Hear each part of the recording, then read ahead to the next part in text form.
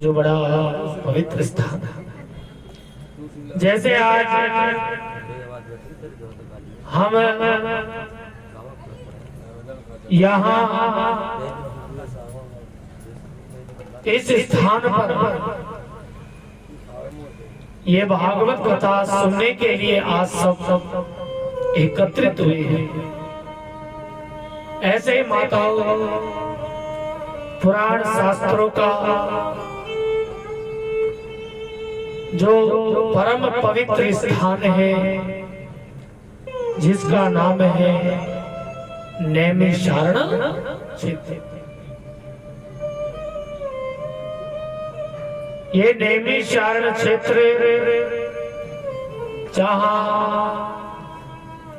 88,000 ऋषि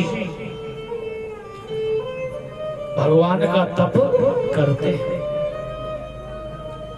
और ये 88,000 ऋषि जो है माताओं सारे गृहस्थी हैं और इनकी उम्र बड़ी लंबी है। इनकी उम्र इतनी लंबी है कि इनके जीवन में कितनी बार कितने युग बदल चुके कोई नहीं जानता।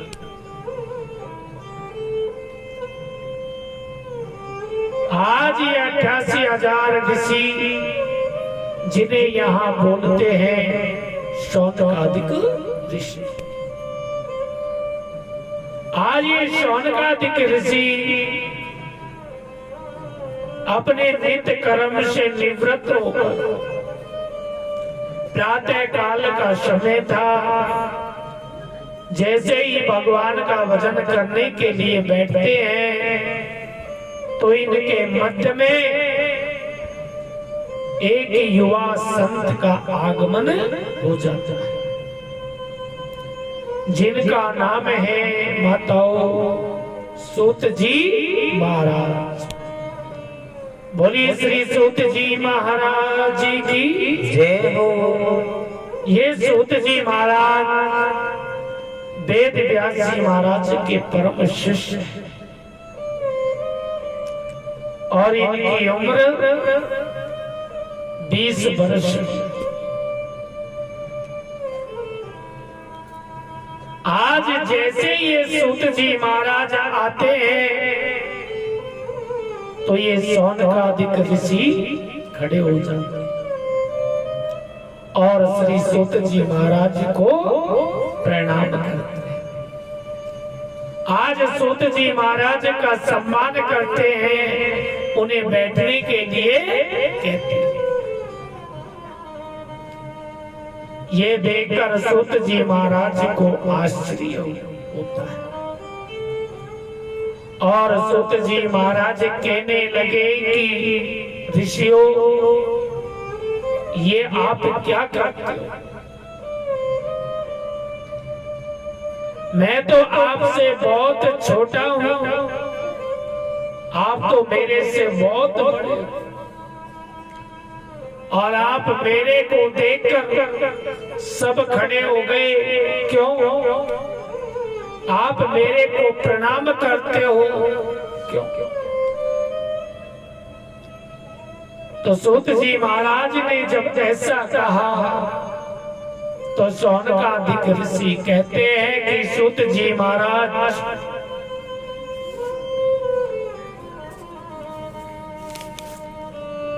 हम आपको इसलिए प्रणाम करते हैं क्योंकि शास्त्र कहता है धने वृद्धा बलि वृद्धा आयु वृद्धा सदैव ते सर्वे विज्ञा वृद्धास किंकरा शिष्य किंकरा। शास्त्र कहते हैं कि कोई धन से बड़ा होता है, कोई व्यक्ति बल से बड़ा होता है और कोई व्यक्ति आयु से बड़ा होता है। लेकिन हम इन्हें बड़ा नहीं कह सकते। ते सर्वेपि ज्ञान वृदाश शिष्य किंकरा।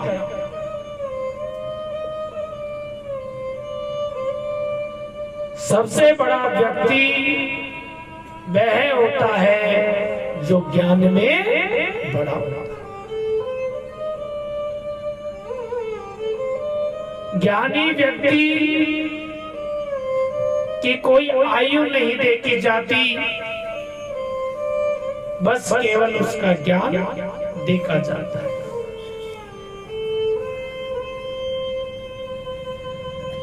इसलिए महाराज आप ज्ञान और इस मानव के जीवन में जो अज्ञान द्वांत विध्वंस कोटि सूर्य संप्रभ,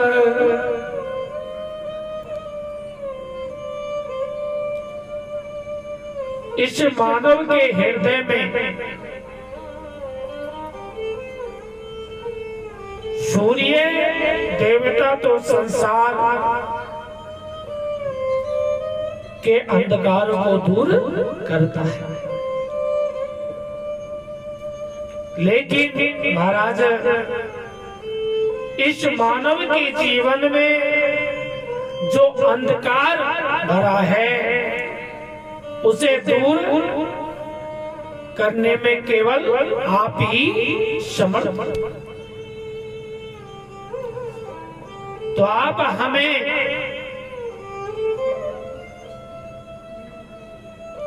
कोई ऐसा ज्ञान दीजिए महाराज, हम पर ऐसी कृपा कीजिए जिससे हमें गोविंद की प्राप्ति हो जाए।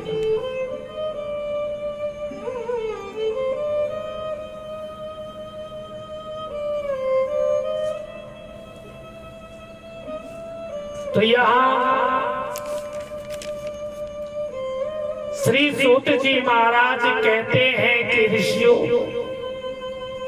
देखो, हम लोग जन्म लेते हैं, बड़े होते हैं, युवा होते हैं, वृद्ध होते हैं और बाद में मर जाते हैं। लेकिन हम ये समझने का प्रयास नहीं करते कि ये जन्म हमें क्यों मिला है।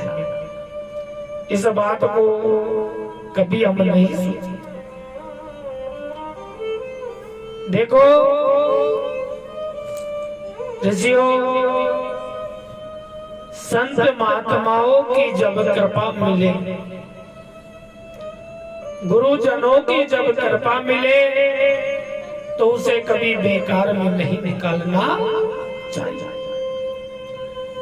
जब हमें कोई सत्संग मिले, कोई कथा मिले, कोई गुरुजनों की कृपा मिले, तो उसे हमें व्यर्थ में नहीं निकालना चाहिए। और जब हम वहां जाएं तो हमें कोई बेकार का प्रश्न नहीं करना चाहिए।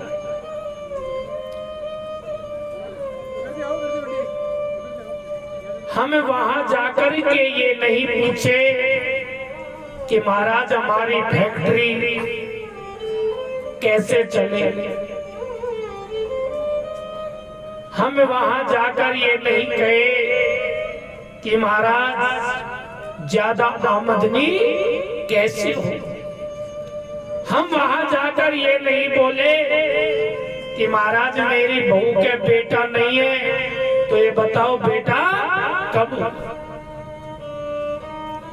क्योंकि संत महात्माओं की, गुरुओं की जब कृपा होए तो उनसे तो जाकर एक ही बात पूछनी चाहिए कि गोविंद हमको कैसे मिले, गोविंद की कृपा कैसी हो।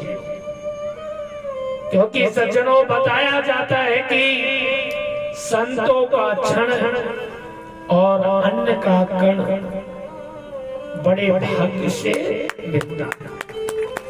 और जब ये मिलता है तो इन्हें बेकार में बर्बाद नहीं करना चाहिए। प्रेम से बोलो जय श्री राधे। तो यहाँ सूत जी महाराज सौन का 88,000 ऋषियों से एक ही प्रश्न करते हैं कि हमें गोविंद की प्राप्ति कैसे हो,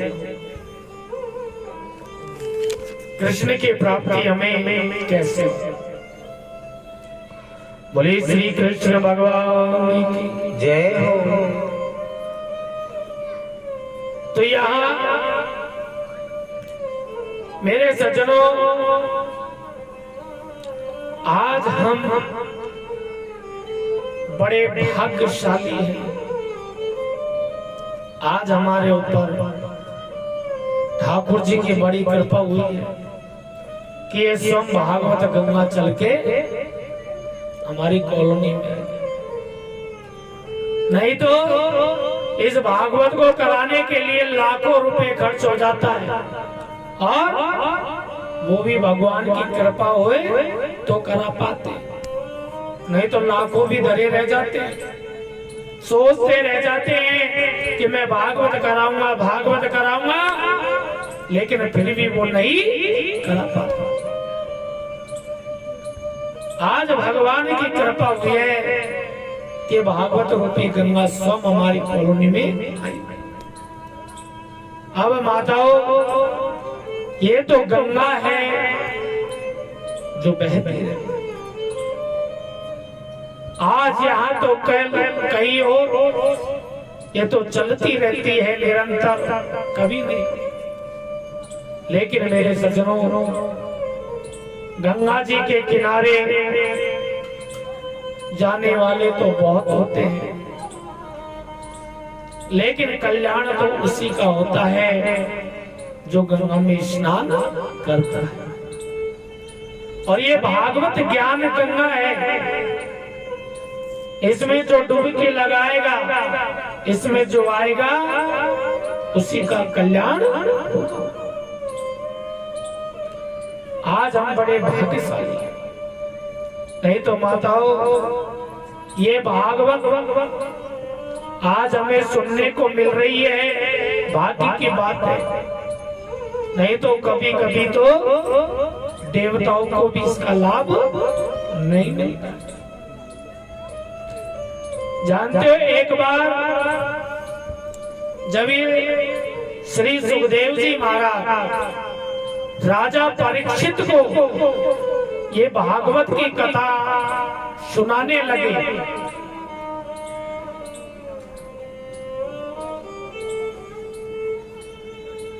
तो सब देवता एक अमृत कलश लेके आए और श्री सुखदेव जी महाराज से कहा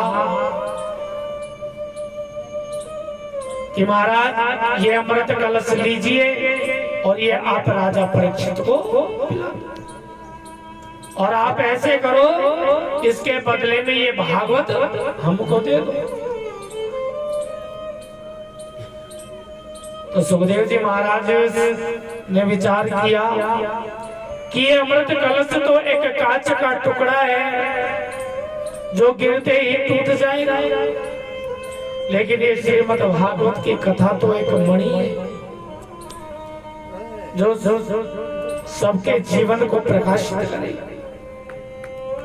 तो यहाँ श्री सुखदेव जी महाराज ने अभक्ता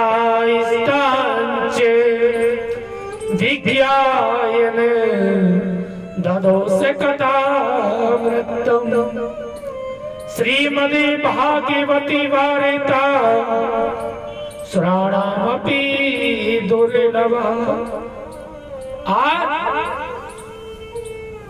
सुखदेव जी महाराज ने इन सभी देवताओं को अभक्त समझा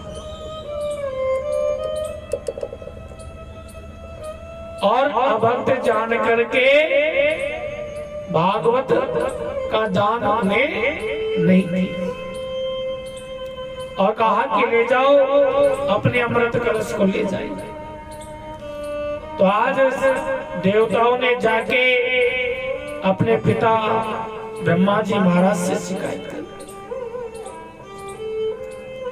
तो ब्रह्मा जी महाराज सोचने लगे इस भागवत में ऐसा क्या है जो देवताओं को, क्या बात है।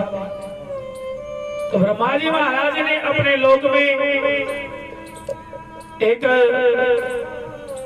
तराजू लटकाया माता, और वह तराजू के पलड़े में, एक पलड़े में तो जितने धर्म संस्कार के साधन थे, जितने शास्त्र थे, सब को रख दिया, और एक पलड़े में श्रीमद् भागवत महापुराण को रख दिया। और यहाँ देखा कि मेरे सज्जनों, सभी साधन रह गए हल्के, पलड़ा झुका नहीं कथा अमीरत का। सारे साधन, सारे शास्त्र हल्के पड़ गए, लेकिन श्रीमद् भागवत महापुराण का पलड़ा नहीं।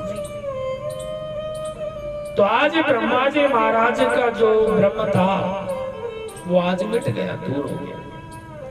और आज ब्रह्मा जी को भी विश्वास हो गया कि ये भागवत जो है ना, मतलब ये कोई पोथी नहीं है, ये कोई किताब नहीं, ये भागवत कोई साधारण पुस्तक नहीं है, ये भागवत तो साक्षात कृष्ण स्वरूप है।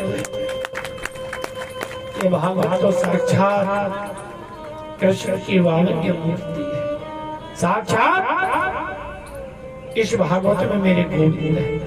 बोलिए गोविंद भगवान की जय हो। और इसे माताओं, जो सच्चे मन से सुनता है, जो सच्चे मन से इसे सुनता है, तो निश्चित उसका जरूर कल्याण होता है।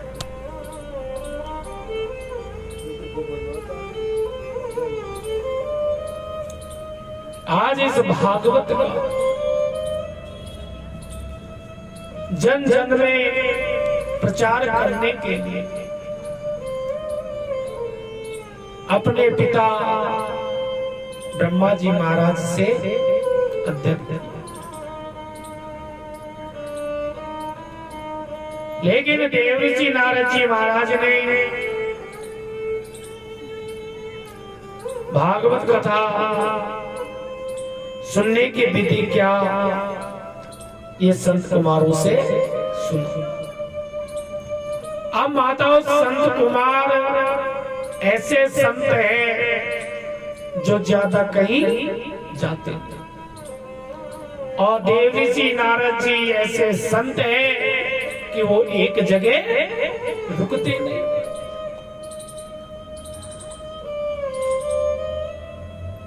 तो कैसे ये भागवत सुने? तो यहाँ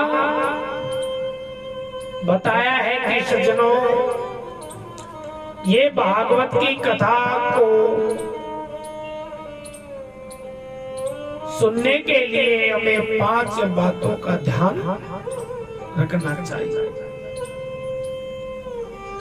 पहली बात तो यह है माताओं कि जहां भगवान की कथा होए वो स्थान सुंदर होना चाहिए, शांति प्रतिष्ठान होना चाहिए, इधर उधर की कोई आवाज नहीं आनी चाहिए, क्योंकि उससे श्रोता और वक्ता दोनों का ही हस्तक्षेप होता है। दूसरी बात, भगवान की कथा बड़े सुंदर शब्दों में गाना चाहिए, जिसे हम आसानी से समझ सकते। तीसरी बात, ये भागवत की कथा हमें ज्ञान की दृष्टि से सुनना चाहिए। और चौथी बात यह है कि सज्जनों, भगवान की इस भागवत कथा में हमारा ध्यान एकाग्र होना चाहिए। और पांचवी बात तो ये है सज्जनों कि हम इस भागवत कथा को सुनते समय अपने कानों को ऐसे जोड़ दे कि हमें भगवान की कथा के सिवा कोई और बात नहीं सुनाई गई। ये पांच बात जो ध्यान रखकर मेरे गोविंद की कथा को सुनता है तो निश्चित उसे कथा सुनने का लाभ मिलता है। बोली श्री कृष्ण भगवान की जय हो। बोली वाल्मीकि हरिराम की जय हो। अब संत कुमार ऐसे संत जो ज्यादा घूमते नहीं और देवऋषि नारद जी एक जगह बैठते।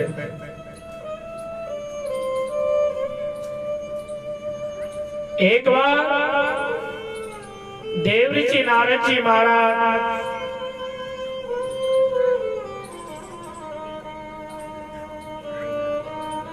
बड़ी तेज गति से जा रहे थे तो बद्री धाम में विराजमान चारों भाई संत कुमारों ने देवऋषि नारद जी महाराज को देखा और देवऋषि नारद जी महाराज को जैसे ही देखा तो देखकर संत कुमार जी कहने लगे कदम ब्रह्मादि मुखे कुति चिंता तुरो भवा तैरितम गम्यते कुतचा गमिनम तव। चारों भाई संत कुमार जी कहने लगे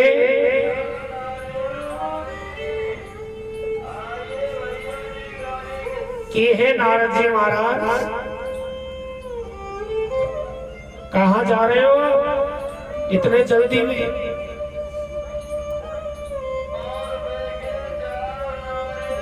और क्या बात है नारद जी आज आप इतने उदास हो, क्या बात है? हमने तो सुना कि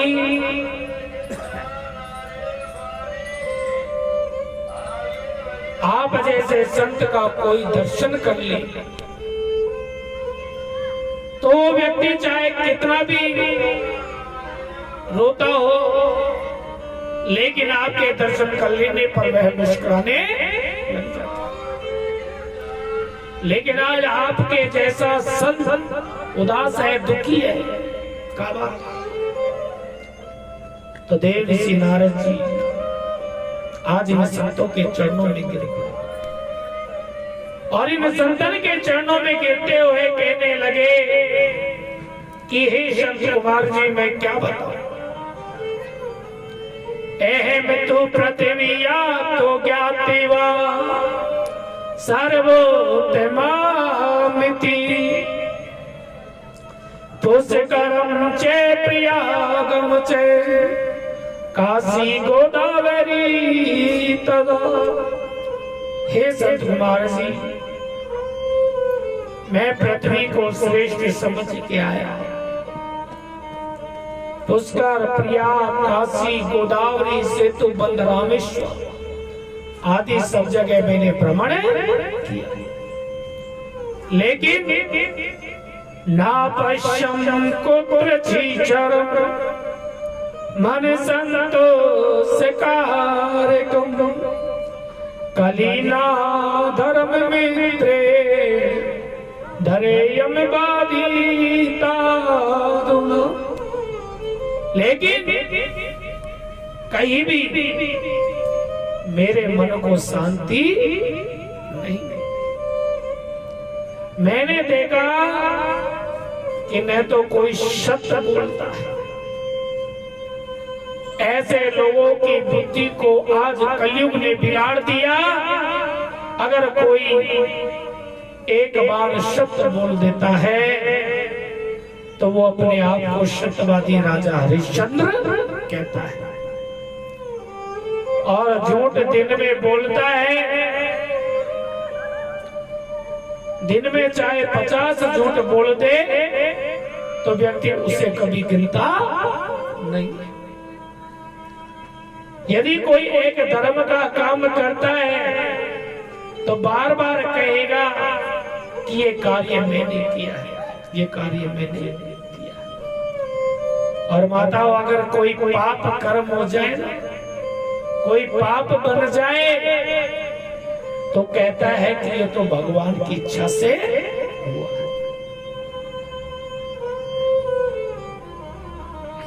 यदि अच्छा करता है व्यक्ति तो कहता है मैंने किया, और बुरा हो जाए तो कहता है कि भगवान ने। और तो क्या सज्जनों, इस कलिकाल में, इस कलयुग में आज के लोग तरुणी प्रभुता गेहे साल को बुद्धिदायक कन्या विक्रियणो लोभते दंपति नाम च कलक नभ। और तो क्या बताओ, आजकल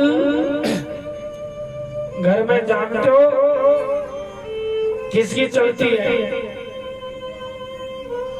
जवान स्त्री की चलता हो। आजकल घर में किसकी चलती है? बहू की। पहले सास ससुर की चलती थी, बड़े बुजुर्गों की चलती थी, और आज तो घर में बहू की चलती है। और कन्या विक्रियणो लोभत दंपति नाम च कलक नभ। और आज लोभ के वशीभूत होकर लोग कन्या का क्रय विक्रय करने लगे। संत कुमार जी कहते हैं कि नारद जी, घर में बहू की चलती है तो कोई गलत बात नहीं, चलनी चाहिए, उसका अधिकार है, वो घर की बहू। लेकिन जब कोई बड़ा काम करे तो अपने बड़े बुजुर्गों से सलाह जरूर लेनी चाहिए, ये उसका धर्म है। लेकिन मेरे सज्जनों, यहाँ तो चलती है बहू की, और सलाह अगर लेनी होगी तो ससुराल से साले को बुलाएंगे, और साले को बुला के और वहां से सलाह लेते हैं। तो हमारे ब्रज में हमारे ब्रजवासी लोग बड़ी सुंदर बात कहते हैं कि दीवारें बिगाड़े आरो तो घर बिगाड़े सारो। दीवार में अलमारी ज्यादा बनाओगे तो उतनी ही दीवार बुरी है जाएगी, और अगर साले को बुला के घर को काम करोगे तो वह घर को भी नाश है जाएगा। अब ज्यादा दूर नहीं, आप महाभारत में देख लीजिए, मामा शकुनी की चाल से कितना बड़ा महाभारत युद्ध रचा। आपस में भाई भाइयों में झगड़ा हुआ। ये सिर्फ साले की करामात है।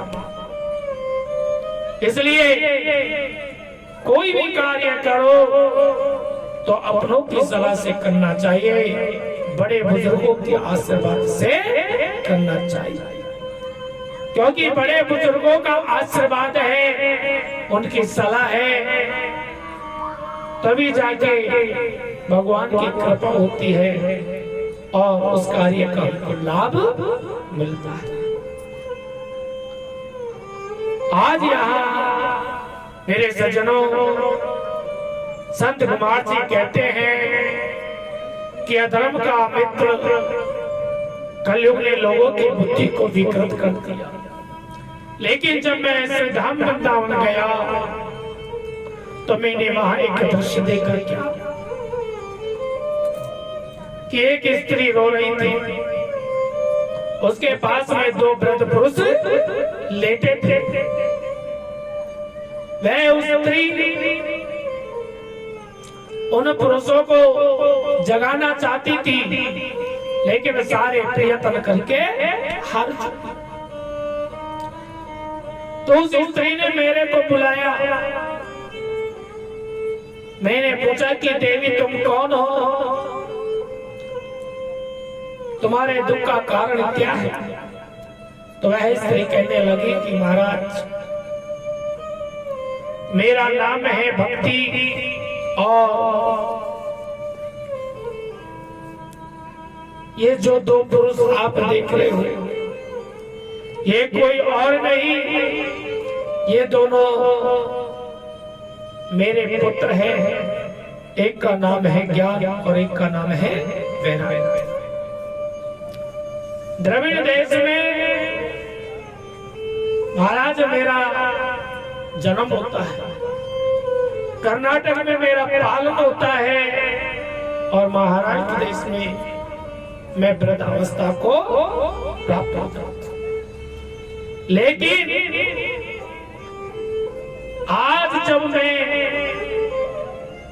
भगवान कृष्ण की इस लीला भूमि वृंदावन में आई तो मैं देखती हूँ कि मैं तो जवान हो जाती हूँ और मेरे पुत्र वृद्ध हो जाते हैं। ये क्या बात है? तो देवर्षि नारद जी बोले, देवी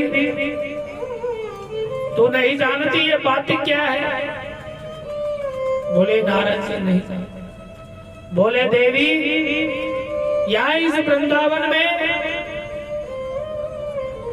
तेरे को तो सब चाहते हैं, लेकिन तेरे पुत्रों को कोई नहीं चाहता। आप वृंदावन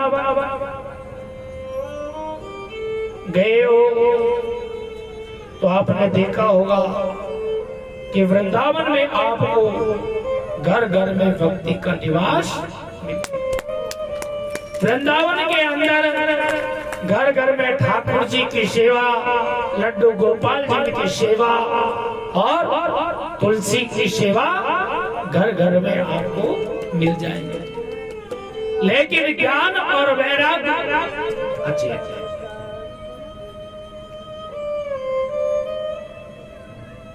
आज देवर्षि नारद जी ने भक्ति का दूर करने के लिए ज्ञान वैराग को वेद वेदांत का पाठ सुनाया। लेकिन जब तक पाठ सुनते आंख खोल लेते ज्ञान वैराग, और जैसे ही माताओं पाठ बंद होता उन्हें आंख बंद कर लेते। तो नारद जी महाराज के मन में चिंता हुई, मैं क्या करूं जिससे ज्ञान वैराग का कल्याण हो जाए। तो आकाशवाणी भवती आकाशवाणी होती है। आकाशवाणी कहती है कि हे देवर्षि नारद जी, अगर तुम भक्ति का दुख दूर करना चाहते हो, ज्ञान वैराग का दुख दूर करना चाहते हो, तो जाओ और जाकर के इनके लिए सत्कर्म कीजिए। आज देवर्षि नारद जी संत कुमारों से यही कहते हैं कि महाराज यही पूछने में आया हूँ कि आकाशवाणी का बताया हुआ सत्कर्म क्या है? सत्कर्म किसे कहते हैं? मेरे को आप समझाइए। तो यहाँ संत कुमार जी कहते हैं कि नारद जी, सत्कर्म सूचि को नूनम ज्ञान यज्ञ ईश्वरो बुद्धये श्रीमता भागवता लाभे सैतु गीत सुखा दिव्य। देखो नारद जी भक्ति का दुख दूर करने का साधन। और आकाशवाणी का बताया हुआ सत्कर्म एक ही वो सत्कर्म है श्रीमती भागवत। बोली भागवत महापुराण की। बोले महाराज ये भागवत की कथा हम कहाँ कराए? बोले जाओ हरिद्वार में कराई। वहाँ गंगा जी के तट पर एक बड़ा सुंदर तट है जिसका नाम है आनंद। आज वहाँ आनंद तट पर आज व्यास मंच लगाया और आज उस व्यास मंच पे चारों भाई संत कुमार विराजमान हो गए।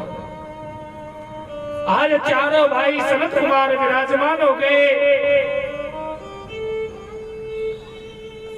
देव ऋषि नारद जी महाराज मुख्य यजमान बन गए। बताया है कि सज्जनों भागवत की कथा जब हम कभी घर में कराए तो जोड़े से बैठ के कथा 7 दिन नियम से सुननी चाहिए, तब तो कथा कराने का लाभ मिलता है। और बताया कि सज्जनों हर कार्य में पत्नी को बाईं तरफ बिठाते हैं, लेकिन जब ठाकुर जी की कथा सुनने बैठे या पूजा पाठ कराएं तो पत्नी का अधिकार दाहिनी तरफ हो जाता है। बोलो श्री कृष्ण भगवान की जय हो। लेकिन देव ऋषि नारद जी तो संत हैं, पत्नी कहां से लाए? तो अकेले बैठे हैं, सामने 3 आसन और बिछा दिए भक्ति ज्ञान और वैराग्य के लिए। आज चारों भाई संत कुमार मेरे ठाकुर जी की कथा की बड़ी सुंदर व्याख्यान करने लगे, बड़ी सुंदर कथा सुनाने लगे। तो यहाँ देव ऋषि नारद जी कहने लगे कि हे संत कुमार जी मैं एक बात पूछूं? बोले हाँ पूछिए। बोले महाराज ये भागवत क्या किसी पापी व्यक्ति का भी कल्याण कर सकता? तो संत कुमार कहते हैं कि देखो नारद जी ये भागवत जानते हो कैसे कैसे लोगों का कल्याण करता है। ये मानेवा पाप कृतस्तु सर्वदा सदा दुराचारिरत विमार गर्गा क्रोधा अग्निरब्दा कुटिलासिका मिन सप्ताह यज्ञ कलौ पुनः। देखो नारद जी ये भागवत जिसने जीवन में कभी कोई सत्कर्म नहीं किया, दुराचार परायण जिसकी मनोभक्ति, क्रोध रूपी अग्नि में जो हमेशा जलता रहता, यदि ऐसा व्यक्ति भी किसी के द्वारा 7 दिन भागवत सुन ले तो उसका जीवन भी पवित्र हो जाता है। जो सत्य नहीं बोलता, जो कभी अपने माता पिता की सेवा नहीं करता, जो वर्ण संकर पद्धति में उत्पन्न हो, वर्ण संकर जानते हो माताओं किसे कहते हैं? वर्ण संकर क्या है? वर्ण संकर का अर्थ है माता किसी और बिरादरी की, पिता किसी और बिरादरी। ऐसे व्यक्ति को कहते हैं वर्ण संकर। जो व्यक्ति वर्ण संकर पद्धति में उत्पन्न हो अगर वो भी किसी के द्वारा 7 दिन भागवत सुन ले तो उसका भी जीवन पवित्र है जाता है। मैं तो यहां तक कहता हूं कि नारद जी, जिस व्यक्ति ने जीवन भर पाप कर्म किया हो और पाप कर्म करते करते जिसकी मृत्यु हो जाए और माता मरने के बाद वो व्यक्ति भूत प्रेत पिशाच आदि बन जाए, यदि उसके नाम से भी भागवत कराते हैं तो उसका भी कल्याण हो जाता है। प्रेम से बोलो जय श्री राधे। नारद जी बोले महाराज ये बात मेरे समझ नहीं आई कि सारे जिंदगी भर पाप करने वाला व्यक्ति और इस भागवत को सुनकर मुक्ति प्राप्त कर लेता है, कैसे? कृपा करके बताइए। तो यहाँ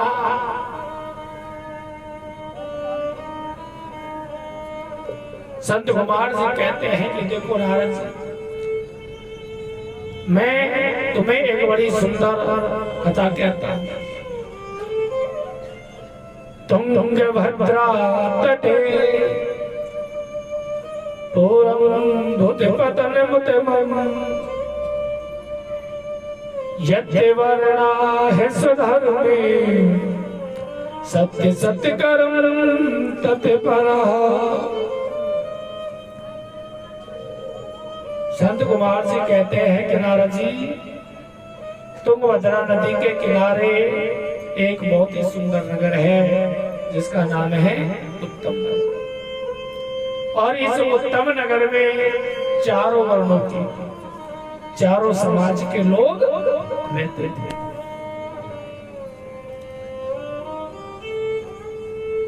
और इसी नगर में एक ब्राह्मण रहता था जिसका नाम था आत्मदेव। और आत्मदेव महाराज की जो पत्नी थी उसका नाम था धुंधली। अब जानते हो आत्मदेव किसे कहते हैं? जिसकी आत्मा में देव तत्व स्थापित हो उसे कहते हैं आत्मदेव।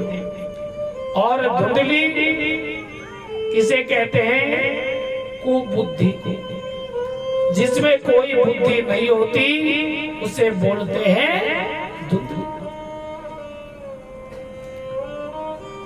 आत्मदेव ब्राह्मण विद्वान पंडित थे, कर्मकांडी पंडित थे। यजमानों के घर यहाँ पूजा पाठ कराते थे और भगवान की कृपा से धन की भी कोई कमी नहीं। बस एक ही बात की कमी थी कि आत्मदेव महाराज के कोई संतान नहीं। इसी बात को लेकर के बहुत दुखी रहते थे आत्मदेव।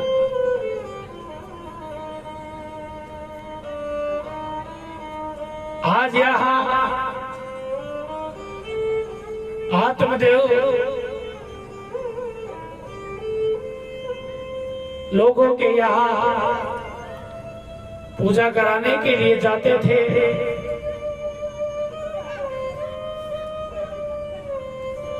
और पीछे से पत्नी धुंधली का राज्य।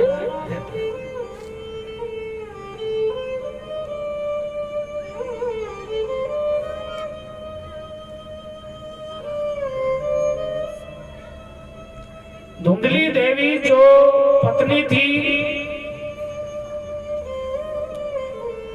वो ऐसी पत्नी थी कि मेरे सज्जनों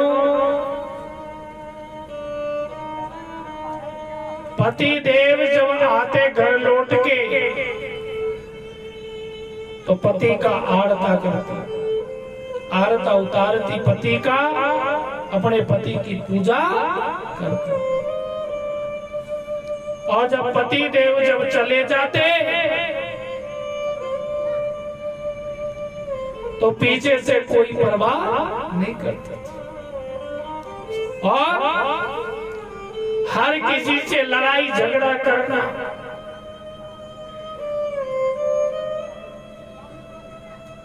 इधर उधर की बातें करना, और जब वह बोलती तो ऐसे लगता कि जैसे किसी ने मिर्ची छिड़क दी। बड़ी कर्कश वाणी थी, धुंधली थी।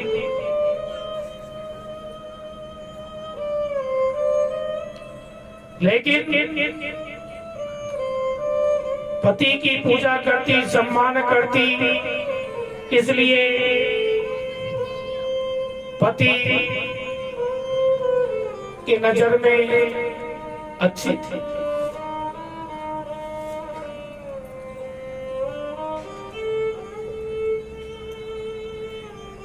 आत्मदेव पंडित जी एक दिन अपने घर में बैठे बैठे सोच रहे थे कि मेरे कोई संतान नहीं है, मेरा ये वंश आगे कैसे बढ़ेगा। धन तो मेरे पास में बहुत है, लेकिन इस धन को खाने वाला कोई नहीं। इस बात को लेकर बहुत दुखी थे कि मेरे सज्जनों, आज आत्मदेव पंडित जी ने मन में विचार किया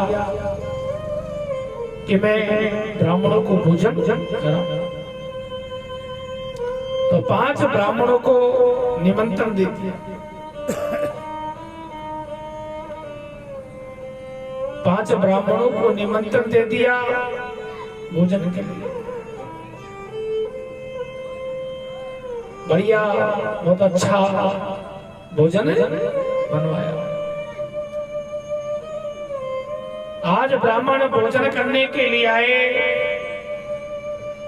तो देखा है कि उस समय आत्मदेव पंडित जी अपने पितृ देवताओं को भोग निकाल के भोग अर्पण कर रहे थे। लेकिन आत्मदेव पंडित जी के हाथ से उनके पितरों ने भोग स्वीकार।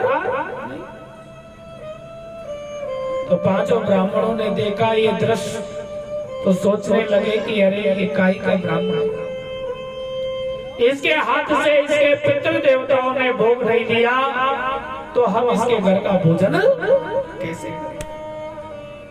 हमें इसके घर का भोजन नहीं करना। आज 5 ब्राह्मण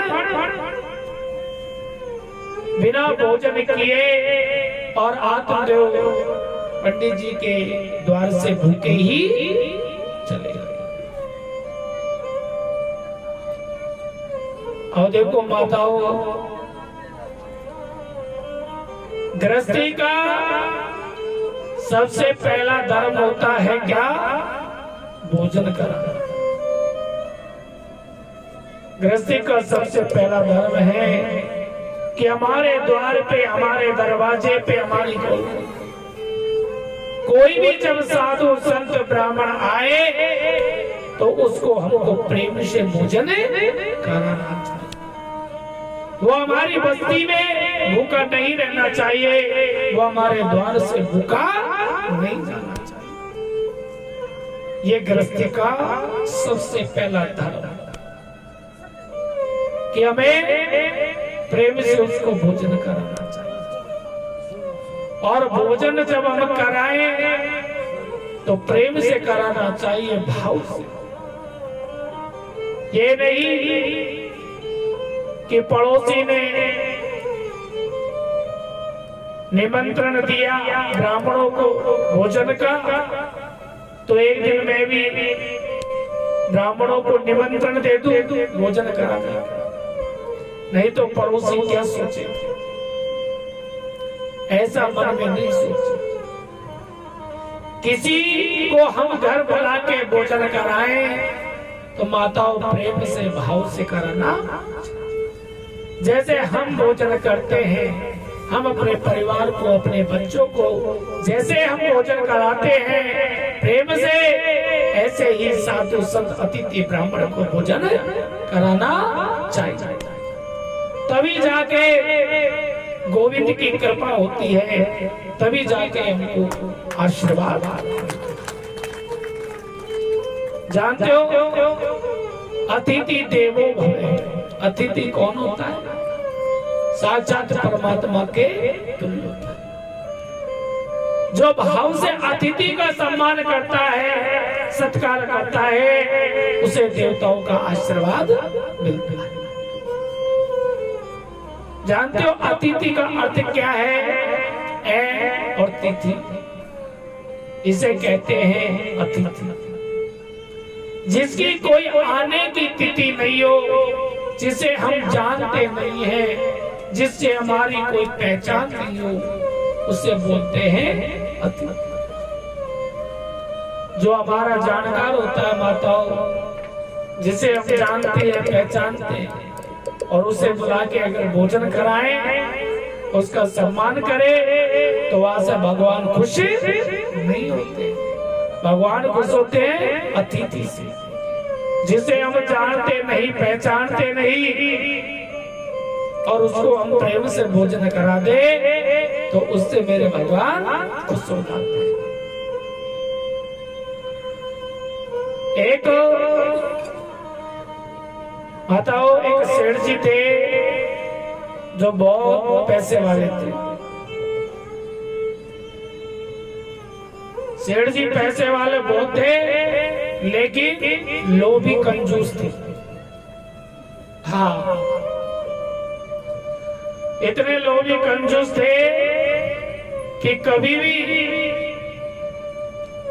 धर्म के काम में एक भी पैसा खर्च नहीं करता। कोई दान पुण्य नहीं। एक भी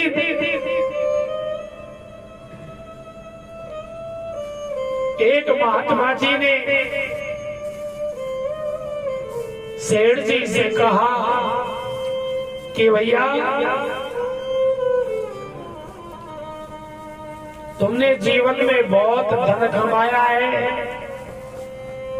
लेकिन तुमने कोई पुण्य नहीं किया।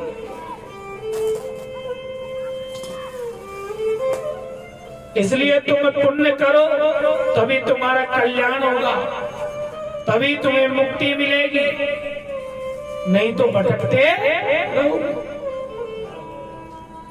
बोले महाराज बताओ कैसे मुक्ति मिलेगी, कैसे कल्याण होगा, कोई बता दो। महात्मा जी बोले, सेठ जी ऐसे करना, तुम अपने घर मावस के दिन 5 ब्राह्मणों को बुलाना और उनको भाव से भोजन कराना, तो तुम्हारा कल्याण हो जाएगा। सेठ जी बोले ठीक है महाराज, आप कहते हो तो ये काम कर देंगे। कुछ दिन निकले कि एक दिन सेठ जी बुढ़े से पंडित जी के पास में चले गए और उनसे जाके बोले कि महाराज अपना पंचांग खोलिए और हमें बताओ मावस कब की है। महाराज ने अपना पंचांग खोला, देखा तो भगवान की कृपा से उस दिन मावसी थी और कुछ देर ही मावस थी। पंडित जी बोले भैया मावस तो आज की है लेकिन कुछ ही देर है।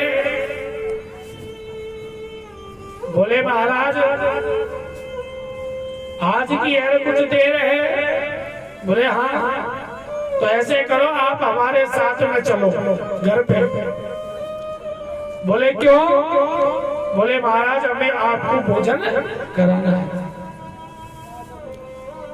और ब्राह्मण तो कहाँ ढूंढेंगे, तो इसलिए ऐसे करो आप ही चलो हमारे साथ में और हम आपको भोजन कराएंगे। बोले ठीक है भैया। पंडित जी महाराज सेठ जी के साथ भोजन करने घर चलते। सेठ जी पंडित जी को घर ले गए और ले जाके कमरे में आसन पे महाराज को बिठा और सेठानी जी से बोले कि देवी महाराज लेके आए, इनके लिए भोजन बनाओ, भोजन कराना है। तो सेठानी जी सोचने लगी कि आज तक तो कभी सेठ जी कोई ब्राह्मण नहीं लेके आए, आज तो बड़ी कृपा हो गई जो पंडित जी को लेके आ गए भोजन कराने के लिए। तो यहाँ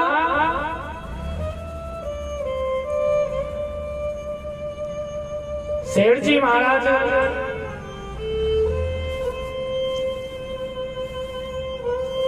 सेठानी जी से कहा कि भाई भोजन बनाओ। तो सेठानी जी भोजन बनाने लगी महाराज। तो जानते हो सेठानी जी ने भोजन कैसे बनाया? आटो लीनो चूरी छा जा मैं पूरी बनाई तवे की तीन, बेसन गोड़ो पाओ जा मैं बनाई थोड़ी सी चीली, और लड्डू लिए सूखा चार जब मैं चाल रही थी ईली। आटे का जो छानस होता है ना माता, वो के तो महाराज को 2-4 पूरी बना दी। बेसन के थोड़े से चीलवे बना दिए महाराज, और कैसे ब्याह के लड्डू आए हुए रखे थे जो सूख गए थे। थोड़ी थोड़ी ईलियां भी चल रही। तो सोचा कि कौन खाएगा, तो पंडित जी महाराज को परोस देते। आओ तो बुढ़े पंडित जी थे, जवान तो थे नहीं। अब लड्डुओं को फोड़े, लेकिन लड्डू फूटे क्योंकि सूखे हैं लड्डू।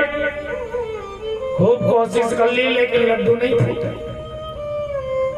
तो लड्डू तो ऐसे ही रख दिए और 2-4 गस्सा पूरी सब्जी का भोजन किया। पूरी सब्जी का भोजन जैसे ही किया,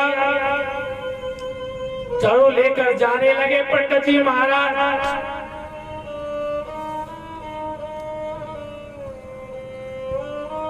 तो यहाँ सेठानी जी ने महाराज को तिलक निकाला और तिलक निकाल के और 101 रुपया दक्षिणा दे दी। तो पंडित जी महाराज खुश हो गए कि चलो भोजन तो अच्छा नहीं मिला, लेकिन दक्षिणा तो सही मिल गई, कुछ तो अच्छा किया। तो पंडित जी महाराज दक्षिणा लेके जाने लगे। तो सेठ जी आ गए इतने में। सेठानी जी से कही कि महाराज का भोजन हो गया? बोले हाँ हो गया। तो महाराज को दक्षिणा कहा था? बोले 101 रुपए दिए। 101 रुपए का नाम सुन के और विप्रदियो पीछे सुहेलो कि पंडित जी महाराज यहाँ हो। पंडित जी बोले भैया क्या बात है?